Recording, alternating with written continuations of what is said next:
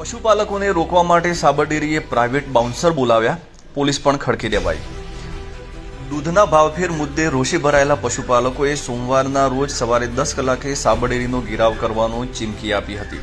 ત્યારે આ વિરોધને લઈને હરકતમાં આવેલા સાબરડેરી નિયામક મંડળે આજે સવારે 7 વાગ્યાથી જ સાબરડેરીના ગેટ ઉપર પ્રાઇવેટ બાઉન્સર ગોઠવી દીધા છે।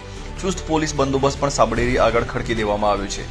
નોંધનીય છે કે પશુપાલકોને દૂધનો ભાવફેર ઓછો મળતા અને મોડો મળતા પશુપાલકો રોષે ભરાયા હતા। સમગ્ર મામલે તેમણે સાબરડેરીના નિયામક મંડળ સામે લડતના મંડાણ કર્યા છે અને બાંયો ચડાવી છે। તો આજે થનારા વિરોધ પ્રદર્શનમાં બાયડના ધારાસભ્ય ધવલસિંહ ઝાલા પણ જોડાનાર છે।